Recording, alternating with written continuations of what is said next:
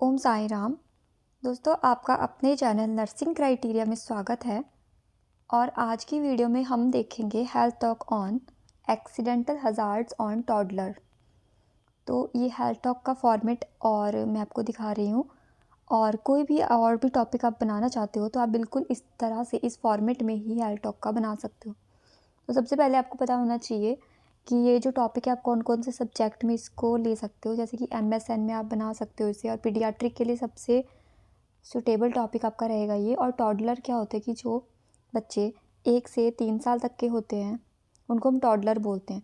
तो उनमें कौन कौन से एक्सीडेंटल हज़ार्ड यानी कौन कौन सा रिस्की इंजरीज़ उनमें हो सकती हैं वो हम आज पढ़ेंगे, और उसी का आपका हेल्थ टॉक बनेगा। तो हेल्थ टॉक के फॉर्मेट में सबसे पहले हम नेम ऑफ़ टीचर यानी जो भी हेल्थ टॉक दे रहा है उसका नाम सबसे पहले आप लिखोगे। जैसे आप हेल्थ टॉक दे रहे हो तो इसमें आपका ही आएगा, यानी स्टूडेंट जो टीचर है, स्टूडेंट टीचर, उसका नाम यहाँ पे लिखना। फिर आपका सब्जेक्ट पीड्स है ये, ठीक है। वैसे MSN पे भी बनाया जा सकता है ये। तो पीड्स है आपका सब्जेक्ट। आपका टॉपिक का नाम लिखना है आपको। और हमारा ग्रुप होगा, जो भी आपका ग्रुप है। ऐसा हो सकता है कि आप अपने जूनियर्स को दे रहे हो तो आप अपने जैसे GNM फर्स्ट ईयर हो सकता है, BSc फर्स्ट ईयर। और अगर किसी ग्रुप में आप दे रहे हो, कम्युनिटी में दे रहे हो, हॉस्पिटल में पेशेंट के अटेंडेंट्स को दे रहे हो, या फिर पीड्स वार्ड में उनके पेरेंट्स को दे रहे हो, तो जो भी ग्रुप है वो आप लिखोगे यहाँ पे। इसमें कुछ और भी आ सकता है, सेम कॉपी की ज़रूरत नहीं है। एंड डेट एंड टाइम आपको इसको करेक्ट कर लेना है, ठीक है, पहले का बना हुआ। और प्लेस बताना है किधर दे रहे हो। ओके। कितना टाइम की आपकी हेल्थ टॉक रहने वाली है, तो इसमें 45 मिनट्स है। ये काफ़ी लंबी हेल्थ टॉक है, बट अगर आपकी 10-15 मिनट की है उस हिसाब से आप टाइम एडजस्ट कर लेना। 10-15 मिनट इतनी लंबी नहीं होती हेल्थ टॉक वैसे। आधे घंटे की हो सकती है, 15 मिनट की हो सकती है। और आपने क्या क्या ऑडियो विजुअल एड्स यानी आपने जो भी चीज़ें रेडी करी हैं दिखाने के लिए, जैसे ब्लैक बोर्ड पे आप दिखा रहे हो, या फिर चार्ट्स हैं, पैम्पलेट्स हैं, फ्लैश कार्ड्स, वो लिखोगे। आपको कौन सुपरवाइज़ कर रहे हो अपने टीचर का नाम लिख लेना अगर आपको कोई सुपरवाइज़ कर रहा है तो। वैसे टीचर्स हमें देखते ही हैं हेल्थ टॉक के दौरान, तो फिर वो आपको उनका नाम लिख लेना है। उसके बाद एक पॉइंट आता है प्रीवियस नॉलेज। तो जो भी आप टॉपिक बना रहे हो, तो जो आपका ग्रुप है, आपके ग्रुप को क्या पुरानी नॉलेज है। आप अगर ग्रुप को सम नॉलेज है तो आप लिखोगे सम नॉलेज। ग्रुप को अगर जैसे इलिटरेट पीपल आप कहीं ऐसी जगह दे रहे हो, गाँव में, उन्हें पता ही नहीं है टॉडलर क्या होता है, उन्हें पता ही नहीं है एक्सीडेंट क्या हो सकता है, तो आप नो नॉलेज लिख सके इसमें ऐड कर लेना। फिर आता है आपका नेक्स्ट पॉइंट। नेक्स्ट पॉइंट हमारा दोस्तों आ रहा है जनरल ऑब्जेक्टिव में आपका आता है। इस तरह से लिखते हैं कि भाई at the end of health teaching the group will able to enhance the knowledge about accident hazard of. मतलब ये बेसिक सा, ये आपको सेम लाइन दिखनी होती है हर एक हेल्थ टॉक में। इसी तरह की लाइन बनाई जाती है जनरल ऑब्जेक्टिव में। यानी कि हमने जो ग्रुप की नॉलेज है उसको एनहांस कर दिया अपनी हेल्थ टीचिंग से, ठीक है। और स्पेसिफिक ऑब्जेक्टिव्स क्या होते हैं जिसमें कि हम मेन हेडिंग्स लिखते हैं। तो वैसे मैंने अपने चैनल पे ऑलरेडी बहुत सी हेल्थ टॉक्स आपको दिखाई हैं। अगर आप प्रीवियस हमारे व्यूअर हो तो आप समझ सकते हो। तो स्पेसिफिक ऑब्जेक्टिव में हमारे सारे ही पॉइंट्स ऐड होंगे जो जो हमने अपने कंटेंट में इंक्लूड करे हैं। जैसे कि इसमें डेफिनेशन हो सकती है, रिस्क फैक्टर, कॉजेज़, और टाइप हो सकते हैं, प्रिवेंशन बताई गई है हमने। यानी जो आप ऐड करोगे ना अपने टॉपिक का कंटेंट, वो सब कुछ इसमें आएगा। तो इसमें हमारा जो टॉडलर का एक्सीडेंटल हज़ार्ड है, हमने लिखा है डेफिनेशन, रिस्क फैक्टर, और टाइप्स है इसमें, प्रिवेंशन कैसे हो सकती है, और knowledge about accidental hazard on toddler. फिर ये एक फॉर्मेट है जो कि एज इट इज़ इस तरह से बनाया जाता है। तो इसमें क्या है, इसको मैं ज़्यादा एक्सप्लेन नहीं करूँगी, आप इसको समझ पाओगे पढ़कर। इसमें आपको सीरियल नंबर लिखते हैं, ड्यूरेशन बतानी है, यानी कौन सा कंटेंट आप कितने टाइम में डिस्क्राइब कर रहे हो। अपना इंट्रोडक्शन आपने 2 मिनट, 1-2 मिनट में आप इंट्रो दे दो कि भाई मैं यहाँ से आया हूँ और आज मैं आपको ये बताऊँगी। 5 मिनट में आप अपना इंट्रोड्यूस कर लोगे कि ऐसे ऐसे बच्चे होते हैं 3 साल तक के, उनमें ये हज़ार्ड हो सकते हैं घर पर, उनकी सेफ्टी करनी चाहिए, ये सब चीज़ें आप इंक्लूड करोगे। फिर आपका जो भी टॉपिक है उसकी डेफिनेशन आपको एक्सप्लेन कर देनी है कि बच्चे हैं, उनको रिस्क है एक्सीडेंट का, इंजरी का, एज़ वेल एज़ क्राइम का उनके साथ, यानी बच्चों में कोई उनके साथ क्राइम भी कर सकता है। तो सारी चीज़ें एक्सप्लेन कर देनी है फैमिली मेम्बर्स को और जनरल जो हमारी जनता है उनको। कैसे सेफ़ एनवायरनमेंट उन्हें प्रोवाइड करें और बच्चों को किस तरह से इतनी उम्र में उन्हें क्या हम सेल्फ प्रोटेक्शन के बारे में बता सकते हैं, जैसे कि बच्चों में हार्म ना हो, कोई भी इंजरी या फिर एक्सीडेंट ना हो। ये आपका डिफिनेशन लिख लेना अपना। मैं आपको थोड़ा फास्ट बता रही हूँ वरना हमारी लॉन्ग वीडियो हो जाएगी, सारा बेसिक बता रही हूँ। नेक्स्ट फ्रेंड्स, आप टाइमिंग बताओगे। रिस्क फैक्टर्स जितना भी टाइम भी आपको लगता है कि भाई हाँ हम इतने मिनट में एक्सप्लेन कर सकते हैं अपना ये वाला हेडिंग को, वो आप अपने आइडिया से लिख लेना। उसमें टाइम कम ज़्यादा तो हो ही सकता है दोस्तों। फिर रिस्क फैक्टर्स बताने हैं।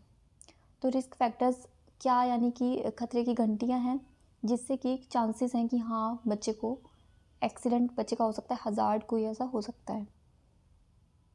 तो इसमें एक तो डिस्ट्रैक्शन एंड पुअर सुपरविज़न, यानी पेरेंट्स, छोटा बच्चा है, पेरेंट्स ने ध्यान नहीं दिया, घर वालों ने ध्यान दिया, उसको जैसे गिर जाता है बच्चे, छत से गिर जाता है, कुछ भी हो सकता है। तो डिस्ट्रैक्ट नहीं होना है बच्चे का, पूरा सुपरविज़न मेरे बच्चे को रखना है। और चेंज द चाइल्ड्स यूज़। तो ये आपका सेकंड पॉइंट जो है इसमें है कि बच्चे का रूटीन अगर जल्दी जल्दी हम चेंज करते हैं तो वो भी एक एक्सीडेंट का कारण बन सकता है। फिर पुअर हाउसिंग, जैसे ओवर क्राउडेड है तो उसमें भी एक रिस्क बन सकता है एक्सीडेंट का। नेक्स्ट, अनफेमिलियर सराउंडिंग है बच्चे की, वहाँ पर भी हो सकता है, या फिर कोई विजिटिंग फ्रेंड है अगर रिलेटिव है तो ये एक रिस्क फैक्टर बन सकता है।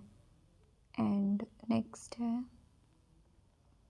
जो 4 साल के बच्चे जो होते हैं वो एक्सीडेंट उनका घर पे होने के बहुत चांसेस होते हैं। आप देखोगे कि जो बच्चे होते हैं वो कई बार टैबलेट्स भी खा लेते हैं, कोई शीशी होगी दवाई की वो पी लेते हैं, उन्हें कोई टेस्ट का कोई फ़र्क नहीं, सारा का सारा खा लेते हैं, तो वो पॉइजनस इस टाइप की चीज़ भी हो सकती है। बर्न इसमें हो सकता है, कुछ अपने पानी वगैरह गिरा लिया गर्म, इस टाइप से चाय पानी। और लास्ट है कि boys are most likely to have accident and girls. तो इसमें बताया कि जो डाटा कलेक्ट किया होगा तो हो सकता है कि भाई बॉयज़ का ज़्यादा इंजरी का रिस्क रहता है, एक्सीडेंट का रिस्क रहता है देन गर्ल्स। हो सकता है बॉयज़ ज़्यादा शरारती हो सकते हैं, नोटी बच्चे होते हैं। तो ये कुछ रिस्क फैक्टर्स हैं फ्रेंड। इसी तरह से हमारा पूरा जो कंटेंट है, कोई भी टॉपिक है वो बनने वाला है जो है। इसमें नेक्स्ट टाइप्स हैं। टाइप्स में जैसे कि फॉल, यानी कुछ भी बच्चा गिर सकता है, गिरने में बहुत तरीके से, बहुत तरह से बच्चे का फॉल हो सकता है। बेड से गिरना, छत से गिरना, और जनरल ऐसे भी गिर सकते हैं, या सुपरविज़न नहीं है तो फिर चोकिंग, यानी कुछ उसने निगल लिया तो उसके गले में अटक गया तो चोक कर जाएगा, उसको सांस नहीं आएगी, बच्चे की डेथ हो सकती है। या फिर बच्चा पानी में गिर सकता है, किसी भी तरह से चोक बच्चा कर सकता है, यानी कि दम घुट सकता है बच्चे का। फिर बर्न, यानी बर्निंग का तो बहुत रहता है, टॉडलर्स में सबसे मोस्ट कॉमन आपको कोई पूछ ले तो बर्न ही है। हॉट वाटर से मान लो स्टीम दे रहे हो आप, उससे या फिर किसी भी तरह से बच्चे का गर्म पानी में हाथ चला गया, या यूटेंसिल पे कुकिंग करते हुए कुछ ऐसा गिरा लिया उसने। पॉइजनिंग का हो सकता है, कुछ उसने घर में बहुत चीज़ें होती हैं और बच्चे की अगर वो पहुँच में आ जाए तो फिर वो बच्चा लेगा और पॉइजन हो सकता है, उसको पॉइजनस हो सकता है उसके लिए। और बाकी कुछ शार्प ऑब्जेक्ट से हो सकता है, ड्रोनिंग हो सकता है इसमें। मान लो बच्चा बाल्टी में टब में भी गिर गया तो फिर बच्चे के लिए तो निकलना मुश्किल हो जाता है। तो ये सारे इसके टाइप्स हैं। अदर कॉमन इंजरीज़ में नोज़ की इंजरी हो सकती है, तो इसमें फॉलिंग फ्रॉम द हार्ट, बहुत सी फ्रेंड्स इसमें बच्चे होते हैं एक्सपेरिमेंट करते रहते हैं, छोटे बच्चे साइंटिस्ट होते हैं, देखा होगा आपने। तो नाक में कुछ घुसा लिया, मुंह में कुछ घुसा लिया, ऐसे वो उनके काम होते रहते हैं, कान में कुछ डाल लिया, तो इस तरह से कोई आइटम्स वो स्टक हो जाती हैं। उनके जो होल्स होते हैं ओपन, जैसे कि ईयर्स है, नोज़ का होल है, इस तरह से कोई स्टोन पत्थर घुसा लिया या फिर मटर का दाना, इस तरह के बच्चे हरकतें करते हैं, छोटे बच्चे। और ये पर्सनल एक्सपीरियंस है मेरा एक कज़न है, उसने छोटी उम्र में नाक में एक पता नहीं एक कागज़ घुसा लिया था और इतने टाइम तक उसके लिए परेशान हो गए थे। तो इस तरह के बच्चों की हरकतें होती हैं। कट एंड स्क्रैचेस हो सकता है इसमें, पुल्ड एल्बो हो सकता है, eye injuries, bite, animal bite. Prevention के लिए हम क्या कर सकते हैं, किस तरह से इन चीज़ों से बचा सकते हैं, वो आपका पॉइंट बनेगा। तो प्रिवेंशन में इतने सारे पॉइंट्स हैं, सब आप रीड कर सकते हो, नोट कर सकते हो यहाँ से। पहली चीज़ तो ये है कि बच्चों को सुपरविज़न में रखना है, ध्यान बच्चों का रखना चाहिए। और बच्चे के जो आइटम्स हो, जैसे शार्प आइटम्स है, कोई पॉइजनस सब्सटेंस है, उनकी पहुंच से वो दूर रहना चाहिए। ये मेन चीज़ इसमें रहने वाली है। बर्निंग के लिए भी आपको वो चीज़ों का ध्यान रखना है, यानी मेन चीज़ तो सुपरविज़न की फ्रेंड्स रहने वाली है। देखिए, इनमें सभी में मेन चीज़ तो ये है कि आपको बेबी को प्रोटेक्ट करना है हमें, और उसका कंप्लीट सुपरवाइज बच्चे को करना है। एंड जिस भी चीज़ से बच्चे को इंजरी या फिर एक्सीडेंट उसका हो सकता है, उन चीज़ों का भी हमें ध्यान रखना है, वो उसकी पहुंच से दूर रहें।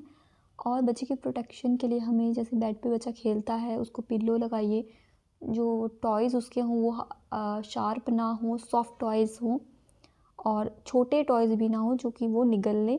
ऐसे टॉयज़ हों जिनको वो मुंह में अगर डाले तो वो उसको घुटने वाले यानी कि चीज़ें ना हो, जस्ट वो उनको बाइट कर सके ओनली।